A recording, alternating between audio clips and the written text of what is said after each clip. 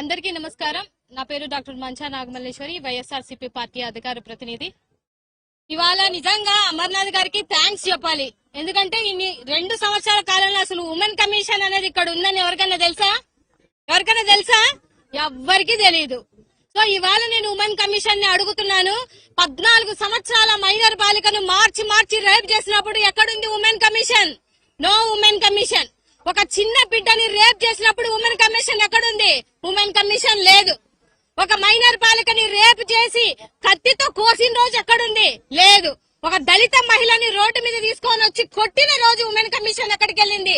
లేదు.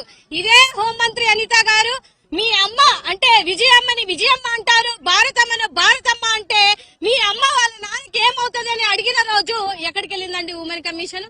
ఇవాళ ఇంత నిసిగ్గుగా అడ్డగోలుగా మాట్లాడినటువంటి చింతమనేని రజనీ గారి కోసం మాట్లాడారు కదా, ఏమైంది మీ మేకప్ మంత్రి అని? ఆ రోజు ఏది ఉమెన్ కమిషన్ లేదే. ఇవాళ మీరు ఎంత నిసిగ్గుగా పనిచేస్తున్నారు. ఒక మహిళ అంటే నేను అడుగుతున్నాను ఉమెన్ కమిషన్ చైర్మన్ గారిని, నా పక్కన ఉన్నటువంటి చైర్మన్ ని కారుతో గుద్ది అద్దాలు పగలగొట్టి ఒక మహిళని కూడా చూడకుండా అడ్డగోలుగా బూతులు మాట్లాడిన రోజు మీరు ఎక్కడ నిద్రపోతున్నారని అడుగుతున్నాను.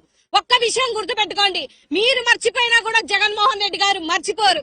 జగన్మోహన్ రెడ్డి గారిని భారతమ్మని వాళ్ళ పిల్లల్ని విజయమ్మని అడ్డగోలుగా మాట్లాడినటువంటి హోంమంత్రి అనిత గారికి చెప్తున్నాను, ఎట్టి పరిస్థితుల్లో మీరు ఆమెని పిలిపించి సారీ చెప్పించకపోతే రాబో సంవత్సరంలో మా ప్రభుత్వంలో 2029లో ఇదే ఉమెన్ కమిషన్ ముందు హోంమంత్రిని మాత్రం నిలబెడతామని ఈ సందర్భంగా తెలియజేస్తూ, అదే విధంగా అమర్ గారు లాయర్ని కూడా లోనికి రానికున్నారంటే ఏంది మీ రెడ్ బుక్ రాజ్యాంగం అనేది ఒకసారి గమనించుకొని ఇప్పుడు లాయర్ గారు ఎందుకు ఆవిడని బయటికి పంపించారు అనేది ఆవిడ క్లియర్ గా ఆవిడ మాటలతో ఎక్స్ప్లెయిన్ చేస్తుంది, వినండి.